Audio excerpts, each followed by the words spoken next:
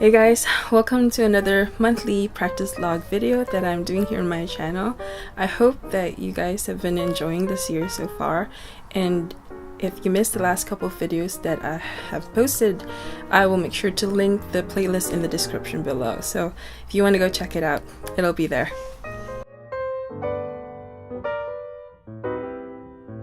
So to kick things off, I just want to quickly share with you my thoughts on the Evah Pirazzi strings that I've got on my violin. I've been playing on it for about 3 months, and it's my feelings about it has changed since the last time. And that's the thing about sound, is that it's very difficult to describe, in that my perception of sound changes every time I put on a different set of strings. So for me, I think it took a little over a week for the strings to settle onto the violin, and once it did, it sounded very strong and it projected a lot. So I felt like I was adjusting so much with my bow hold, and that I would play very tilted to compensate for that loudness, because I just I didn't want to blast my ear when I'm practicing. But actually, I've been really enjoying using this earpiece. So it's been recommended to me by a fellow ViolinLab member, and this is what it looks like. It's a very light material, and I believe it's made from silicone. So if you look closely, I don't know if you can see, is it focusing? Yeah, so there's a little hole in the middle, and it's supposed to allow you to hear the pitch even though it's covering your ears. So this has been a real godsend, because the violin has been just blasting my ear off. But even then, I feel like I'm still tilting so much to compensate for that loudness. I really like the quality of the sound for the G and D string. It's really warm and luscious, but the A and E string is just it's just so shrill to my ear.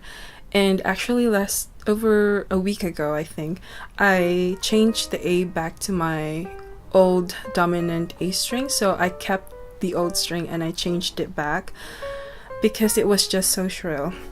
But a couple days ago, I changed it back to the Evah Pirazzi. So I have G, D, and A string, Evah Pirazzi,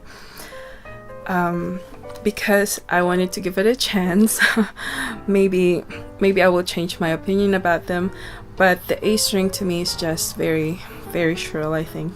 And even more so the E string, which is why I actually decided that I would try out the different E strings that I purchased last year. So I splurged a little bit on the E string because I wanted to try a few and find the one that doesn't rattle, because I feel like E string has this tendency to be very shrill and kind of whistling sound. It's very difficult to find a really nice E string, I think. And so I'm trialing the Eudoxa. This is still from the Pirastro brand, and I have a few more to try, which is the Optima Gold Brocat Premium Steel, the Warchol, is that how you say? The Warchol Amber, and the dominant. I've tried this before, so I know how it sounds like, and it's just so hard to pick the right strings, I think, on the violin once you start looking for the perfect combination. But yeah, so that's what my thoughts are for the strings, and now let's get into the repertoires. So last month I showed you guys a box opening of the books that I had purchased on Amazon. It's the Sevchik, Shrediak, and Mahas. So Mahas. I originally purchased a Mahas book and didn't realize that it comes in different volumes. I ended up purchasing the 3rd volume the first time, which is why I had to reorder the Mahas. But I'll show you a few clips of me practicing from these books.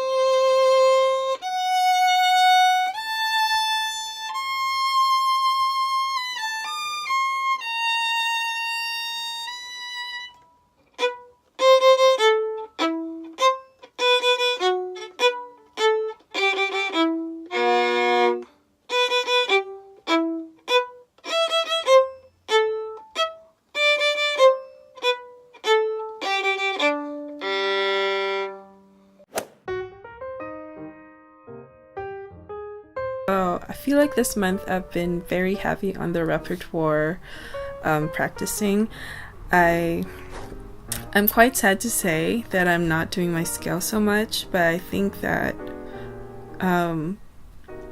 one of my reasons for not doing scales is that, well, the way that I rationalize things is there are scales in the repertoires that I'm learning, and so I can shoot for two birds in one go, if you know what I mean.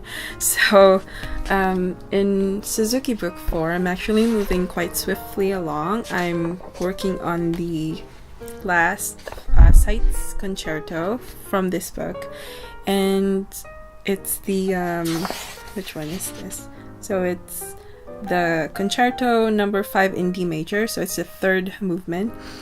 And I've been playing around with the staccato chords quite a bit.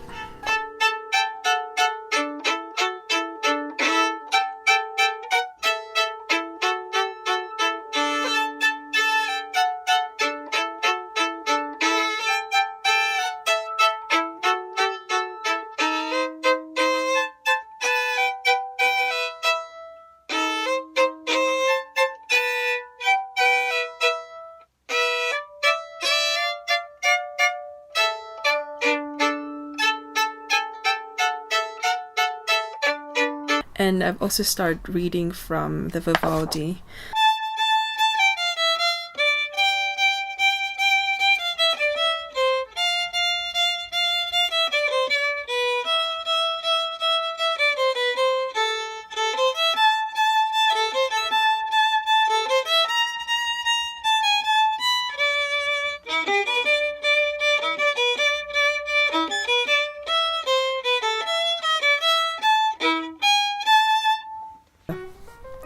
And of course, I'm still continuing on with the Bach sonatas and partitas. It's really, really frustrating because I feel like my intonation is not getting any better right now. But I think it has a lot to do with the fact that I'm reading more than I have time for paying attention to my intonation.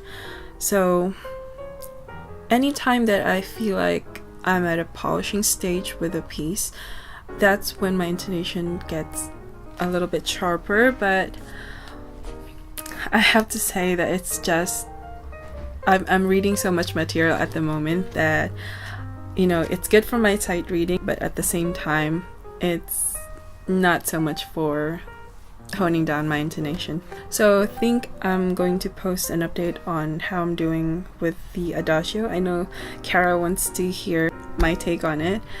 It's very, very difficult, this piece, and the troublesome spots for me mostly occur in the last 3 lines, so I'll definitely be polishing that. And lastly, for the etudes, I've been playing a lot from the Wolfhard series and also from the Kreutzer. I'm taking my time with this one because especially for the Kreutzer number 4, it's up bow staccatos, and I really need to get the bowing correctly for that. So I'm going to continue working on it and hopefully work with the metronome as well to get it up to speed. And yeah, that's pretty much everything. I hope you guys enjoyed this video. If you liked it, give me a thumbs up, and I will see you in my next one. Bye.